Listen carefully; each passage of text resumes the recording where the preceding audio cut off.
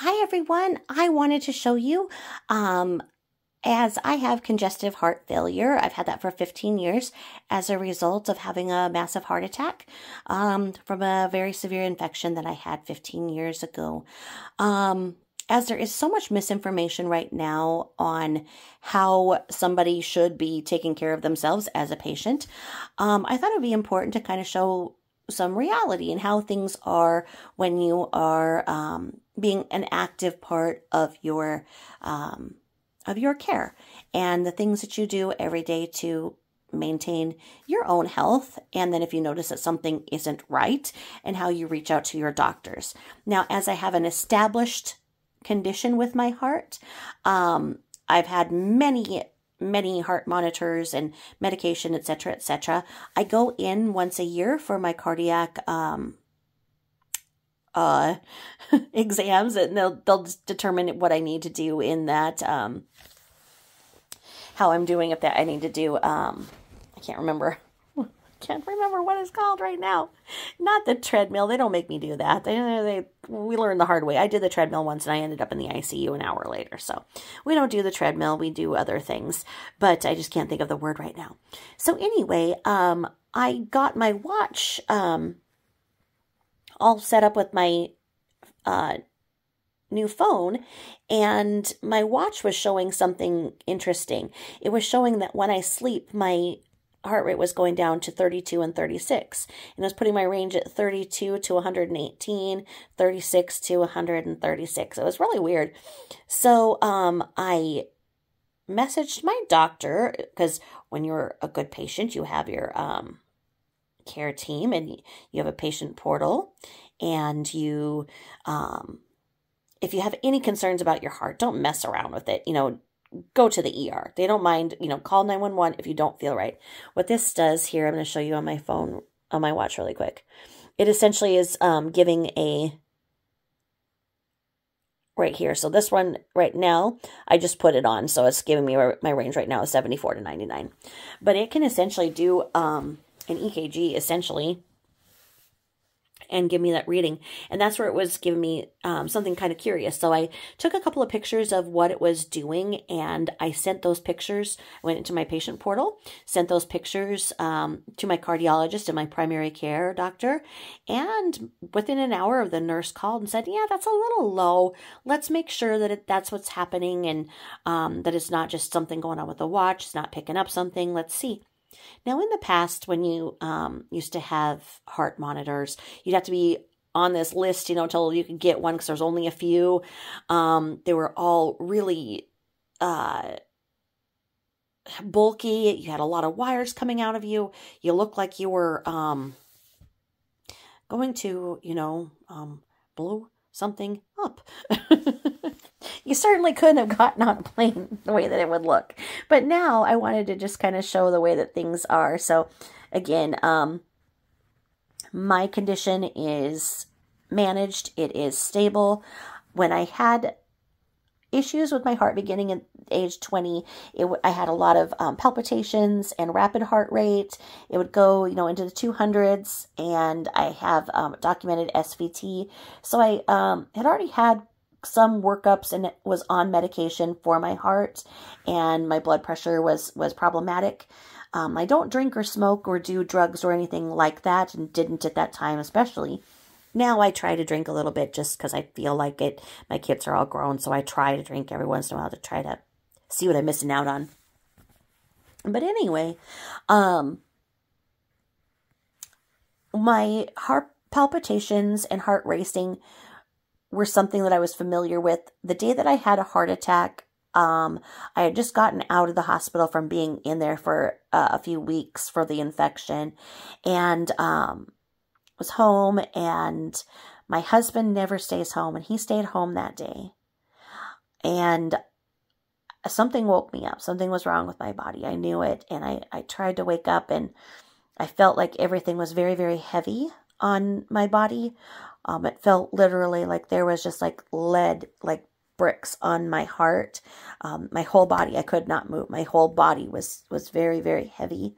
I was able to move my toe, and I moved my toe over just enough where I was able to put it on my husband and said, you know, hey, something's wrong. I feel like I'm having a heart attack. I need you to call 911 and get me on the floor, and you need to start CPR if they don't get here before I can't breathe. And he's like, what? Oh, and he looked over at me. He said I was this really weird shade of pale. And the medics got there, and they're like, you know, they see me as a woman. They're like, oh, yeah, you're just having a panic attack. I'm like, yeah, no, I'm not. But anyway, I was indeed having a heart attack, and subsequently had my angiogram later that day, almost into the next day. I didn't have any kind of a blockage or anything like that. It was from the infection itself, and the infection was just causing damage in my heart. And from there, it took a while to get stabilized, but the damage is done, and my heart just doesn't pump as well as it could. So I have congestive heart failure, and there are things that you need to watch out for when you have that. And one of the things is making sure that your heart rate doesn't go too far down or too high up. So I took a couple pictures of that, messaged my doctor, and within an hour, she put this in the mail. And it comes to you in just one of these little, you know, the boxes like that. You're going to get a text from the company that's going to tell you that they need your insurance card. So you're going to get that. They put in a return box, so you don't have to, you know, save that box or anything. This is what is going to go back. And this is how it's going to look on. This is as small as it is. So it's going to go just right there. All it is when you get it, you're going to put it on. You're going to wear it for 7 days, and anytime that you feel something unusual, like a heart palpitation or any angina, any type of chest pain, you push the button and in the center, and then you log it in your symptom log or on the app, however you'd like. And then once the 7 days is done, you take it back off, and then you send it in, and then your doctor gets the readout report from it. So just to kind of show you how far things have came, this is it. So let me see if I can put it next to something.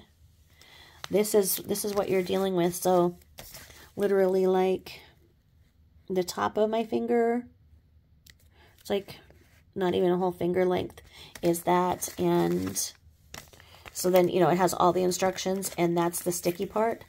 So the sticky part is there, and this is the actual thing.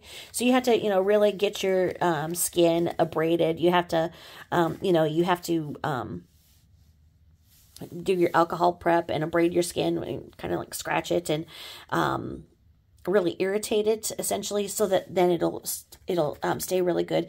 You don't shower for the first 24 hours, just so it gets a good stick, and then it just stays on for a week, and that's that.